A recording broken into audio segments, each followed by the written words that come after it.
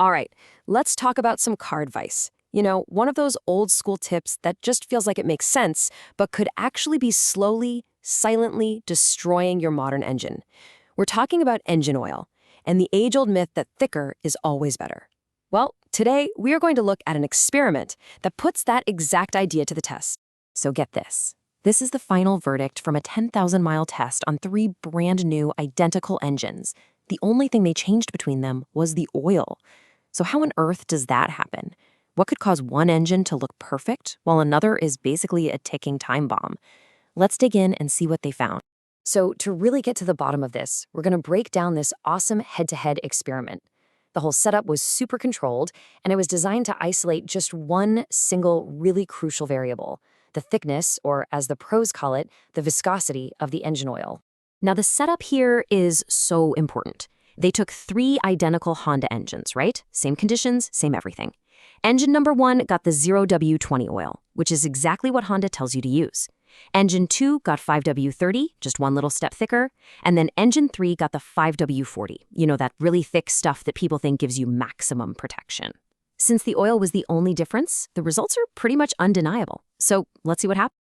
Okay, first things first, let's look at the control group. This is engine number 1, running the exact oil the engineers designed it for. This result is our benchmark, our gold standard for what a healthy, happy engine should look like after 10,000 miles. And honestly, the performance was, well, it was flawless. The oil pressure was right in the sweet spot. It flowed immediately on cold starts, which is so critical for protecting the engine, and it delivered the best fuel economy of the bunch at 28.4 miles per gallon. Everything was running exactly like it should. But the real story is what they found when they tore the engine down. And this right here tells you everything you need to know. After 10,000 miles, the inside of this engine looked practically brand new. I mean, look at that. The crucial bearing surfaces, which take a massive amount of abuse, were almost completely untouched. This is our baseline, a perfectly protected engine. It's what happens when you just use the right oil. So, now let's talk about the other 2 engines. What happens when you ignore the owner's manual and pour in something thicker? Well, the very first impact, the most immediate one, was a direct hit to the wallet. This chart just lays it all out there. The engine with the slightly thicker 5W30 oil lost 1.6 miles per gallon. Okay, not great. But the one with the thickest 5W40 oil, it lost a huge 3.5 miles per gallon. That is just wasted energy, wasted fuel, all because the engine is physically working harder just to pump that thick, sluggish oil around. And over 10,000 miles, that waste adds up, big time.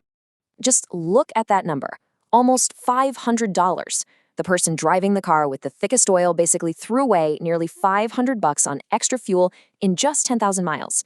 That completely cancels out any tiny savings you might have thought you were getting. But you know what? Wasted money is nothing compared to the actual physical damage that was happening inside these engines. Okay, this slide right here, this is the real gut punch. On the left, you've got our factory-fresh 0W20 engine. But in the middle, the 5W30 engine was already showing moderate scoring and wear, especially on those really sensitive variable valve timing parts. And then the 5W40 engine on the right. It was a complete horror show. Severe scoring, damaged bearings. It was on a one-way trip to what the report calls catastrophic failure. And that catastrophic failure, yeah, it comes with a pretty catastrophic price tag. This is the kind of bill you might face for a full engine replacement. It's an absolute nightmare scenario that, in this test, was directly linked to something as simple as using an oil that was just too thick for the engine. So you have to ask, why? Why did this happen? To get that, we have to understand how much engine design has changed. See, the logic that might have worked for a car from the 1980s is exactly what will destroy an engine that was built today. And it all comes down to tiny, microscopic spaces. Here it is. This is the secret right here. The clearances, those teeny tiny gaps between the moving metal parts in your engine, are about 30 to 40% tighter than they used to be. These super tight tolerances are key for getting great performance and fuel efficiency, but they absolutely require a thin, light oil that can rush into those tiny spaces in a split second. And the source gives us this absolutely brilliant analogy. Using thick oil in a modern engine is like trying to force honey through a drinking straw. The water, that's our thin oil, zips right through, no problem.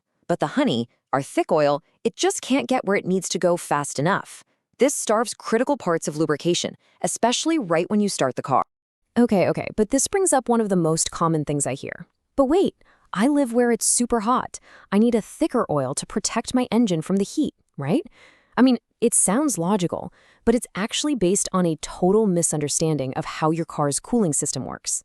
And here is the myth busted. The most important thing to remember is this.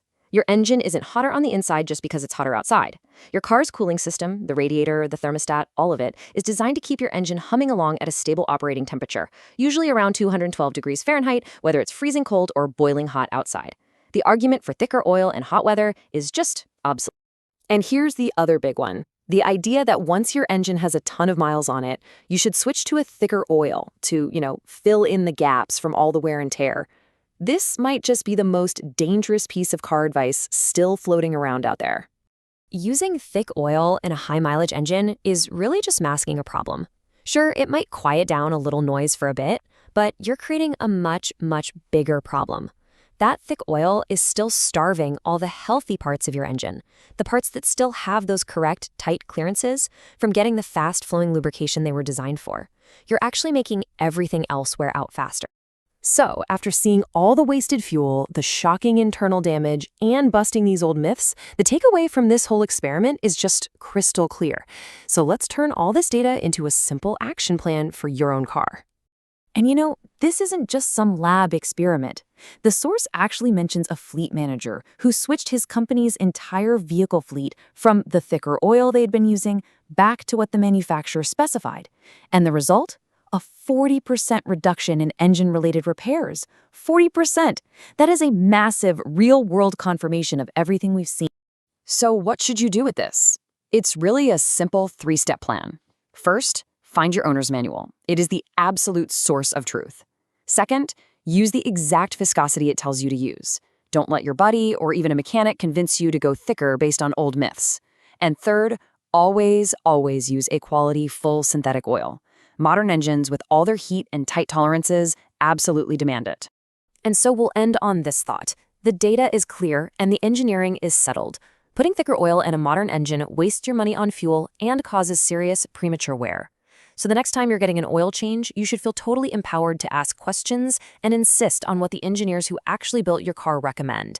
It could save you from a very, very expensive mistake.